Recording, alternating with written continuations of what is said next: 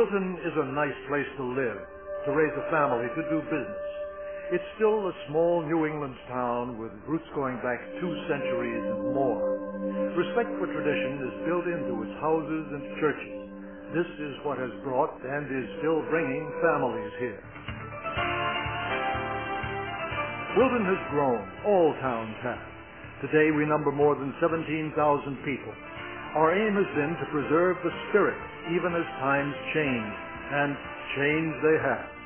More people mean more cars and also trucks to service our lives. Route 7, our main artery, is clogged with traffic. Volume on state highways in Wilton more than doubled, in some places even tripled between 1960 and 1990. Traffic growth has far exceeded population growth. In 1995, the Connecticut Department of Transportation counted between 28 and 35,000 vehicles per day on Route 7, and it predicts an increase to at least 45,000 vehicles by the year 2015. This is much more than Wilton's natural growth. It's the product of change.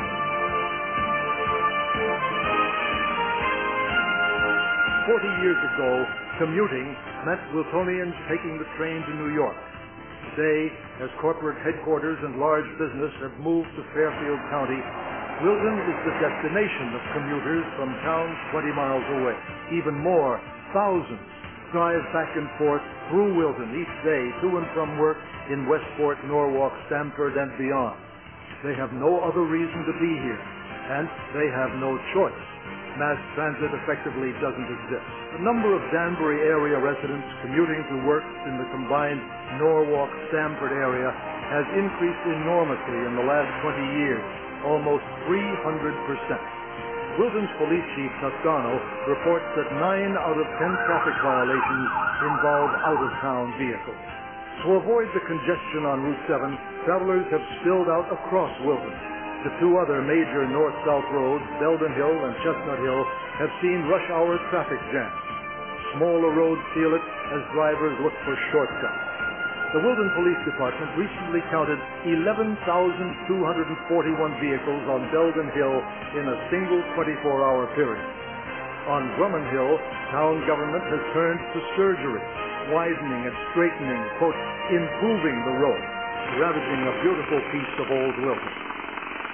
The rising tide of traffic has not come as a surprise. 40 years ago, the Department of Transportation recognized that traffic growth would soon far exceed the capacity of Route 7. It decided to meet the problem by constructing a new Route 7, an expressway, as part of the interstate highway system from Norwalk to Danbury. The state bought the right-of-way, a corridor of 600 acres through the town. It is still state property, off the tax rolls of Wilton, and it remains earmarked for the original purpose. The Department of Transportation maintains to this day that the expressway is the best way to go. What stopped it from ever being built was a lawsuit brought by some citizens who believed that an expressway would damage the environment and ruin Wilton. The town government's decision at first was to do nothing at all, but as traffic increased, the elected officials and the state agreed to begin widening existing Route 7. The first step taken was in South Wilton. The next is to be from Route 33, the Westport Road, through the center of town, ending at Olmsted Hill. It's a move that does not solve, but only compounds the problem of saving what we can of Wilton. The proposed plan more than doubles the width of the present road. High Ridge Road in Stamford serves as a horrible example of what can happen. Wilton would then have its own monstrosity cutting through the heart of town, removing landmarks and more of the remaining trees and stone walls. The road would certainly attract trucks. Climbing the hill north from Wilton Center, starting and stopping at the 6 additional traffic lights to be installed, promises a cloud of pollution worse than anything the town has yet suffered. In addition, the Wilton Conservation Commission warns of what it calls the footprint of disturbance the project would leave, including environmental damage caused by the runoff from this broad, oil-soaked belt of asphalt.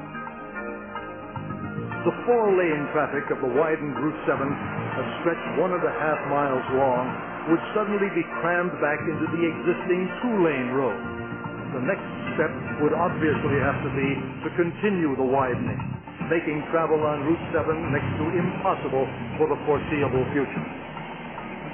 If Wilton were located 10 miles east or 10 miles west, it would not have this trouble.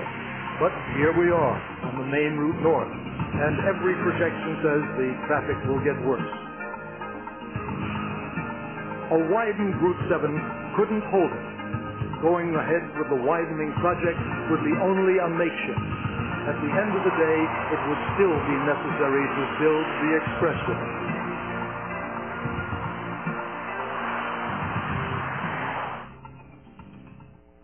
The Route 7 Expressway will also affect the environment.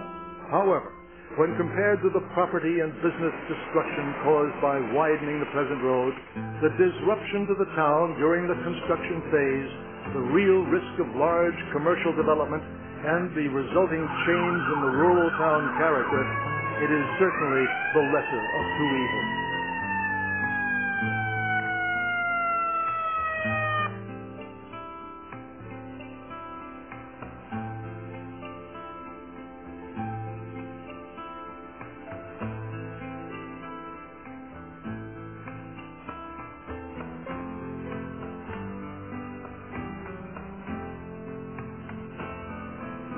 But the truth of the matter is that everyone wants to solve the transportation problem, the traffic problem that is only getting worse and worse. And now we have a situation where the state is out there widening the existing Route 7, which I think personally is a disaster.